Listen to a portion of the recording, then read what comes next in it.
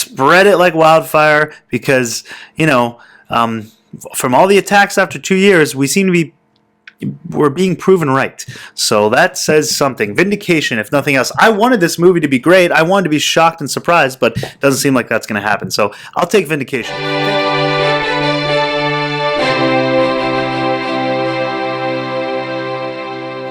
Hey guys, Final Death Star here. I wanted to do a little quick kind of follow-up video to last night's live stream I did on the first reactions and reviews of the rise, or fall, as you might say, of Skywalker.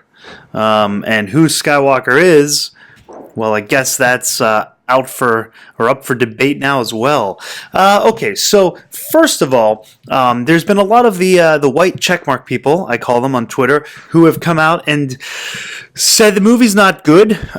You had John Campea saying it falls flat for him, and that he'd never been so disappointed walking out of a Star Wars movie. And I found this also. This is actually, I'll give thanks to Drunk 3PO. I was watching Geeky Candy's live stream, and Drunk 3PO was on there and mentioned he brought this up. So I thought I would also cover it. So thanks, Drunk, for putting that out there.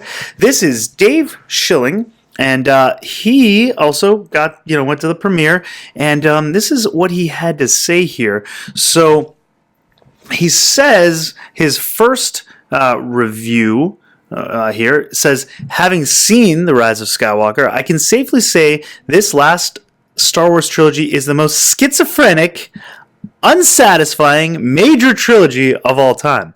And this comes from someone who liked the first two movies. So he was a fan of Force Awakens and The Last Jedi. Also, so was Campea. There's others that have... Scott Mendelson. He also didn't like the movie, but, he was a fan of the last two as well. So they're even saying that this is unsatisfying, schizophrenic, really some harsh criticism here. He goes on to say, Rise of Skywalker strains so hard to invent new characters, new situations, and new threats that pretty much nothing gets paid off from the first two movies except the most obvious plot elements. So maybe we'll finally know who Rey is. Although if you have paid attention to the leaks, I think you already know. It seems to be the leaks have seemed to be confirmed. So there you have it. He goes on here. I left the theater feeling completely numb to 70% of what happened. Completely numb. This follows what John Campea said, that he left the theater never so disappointed and dissatisfied in a Star Wars movie. And then Dave here says he left the theater feeling completely numb to 70%. So 30% of it he had some sort of emotional reaction to. Out of the last movie of the Skywalker Saga, 40 years of movies, and he felt 30% attached to this last finale. So, wow. J.J. Abrams said yes to an impossible task. He did the best he could, I think. I don't know. Did he? Maybe that is the best he could do. JJ said he's not a good closer, so maybe this really is the best he could do. And unfortunately, it is quite the impossible task after what they let happen with Last Jedi. It is pretty tough in a 2-hour and 40-minute movie to try to fix all that and wrap up the trilogy, first of all, and then 40 years of movies. It's very tough to do that in 2 hours, 2+ hours. So it is kind of an impossible task. He says the next time, maybe Lucasfilm should have a plan. Boy, that would have been a good idea, huh? Maybe a plan to see where they're going. They had one with George Lucas's ideas. His treatments, they had a plan there, but they decided not to use it and go off on their own without a plan. Boy, the powers that be at Lucasfilm are just genius, trailblazing, strong, and they're so provocative. My goodness. Also, I would like to mention that apparently George Lucas wasn't invited to the premiere. he probably, I'm sure he had no problem with that, because why would he want to see, a slaughtering of his children? But he was not, apparently, allegedly, I don't know if this is 100% confirmed. He wasn't there, that's 100%, but we don't know. I don't know if he just chose not to go or if he actually wasn't invited, which I can't believe. But on one hand, it's Disney, so I can kind of believe that they would do that.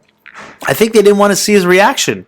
They didn't want to get his first thoughts of how terrible this is, on film. So I think they probably didn't want to get his facial response, because that would have said all you needed to say. Okay, so he should have had a plan. That might have prevented this movie from feeling like a kid making up a ridiculous story with a chest full of Star Wars toys. Yikes. I think my stories when I was a kid probably would have been better than this, based on some of these early reviews and what Dave has to say here. There were moments of true emotion that worked on me, but it was surrounded by such absurdity that I couldn't stay in the moment longer than 10 minutes at a time. So there were a few moments, but, it was such absurdness going on around him that he just couldn't stay emotionally invested. And he already said it was only 30% he cared about anyway in this movie. So the most pivotal moment of the whole series had some people in my theater laughing. The most pivotal moment of the whole series had people laughing. While Kathleen Kennedy wanted to make it funny, she probably just wasn't counting on this kind of humor. This is not the worst Star Wars movie. Attack of the Clones still gets that booby prize. But make no mistake, this is not a good movie. Thank you, Dave, for being honest. And for someone who liked the last two movies, that is saying something. So, all right, guys. Well, I just wanted to put that out there. Another little funny bit of absurdity around this whole thing. We've got Kathleen Kennedy saying that there will be no more trilogies after this. We're moving away from trilogies. And then Bob Iger comes out today or yesterday and says, not so fast. We're not done with trilogies yet. So I think there's such a disconnect right now with Kathleen Kennedy and Lucasfilm and Disney and Bob Iger. It feels like she's been a couple times now, she's said things that are not true or have gone against what the rest of Disney thinks. So I don't know if she's saying this stuff intentionally, if she really doesn't know, if they're keeping her in the dark. It's very interesting, but I just thought that was kind of funny that she just comes out and says this 2 days ago, and then Bob Iger comes out and says, no, we're not done with trilogies. So it just shows the lack of competence there. And then this comes out.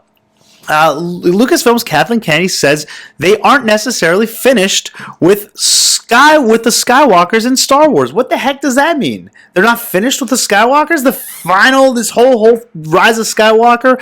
And it's all for naught because, who knows? They might not be finished with them. To what degree, the article says it doesn't really mention she doesn't elaborate on any details, but yeah, so Star Wars is a mess right now, and it seems like all these leaks are true about the plot, and it just seems to be getting worse by the minute. So thanks for watching, guys. Give this video a thumbs up if you enjoyed it, and share, spread it like wildfire, because from all the attacks after 2 years, we're being proven right. So that says something. Vindication, if nothing else. I wanted this movie to be great. I wanted to be shocked and surprised, but it doesn't seem like that's going to happen. So I'll take vindication. Thank you guys for watching. Until next time, lock the doors and hope they don't have blasters.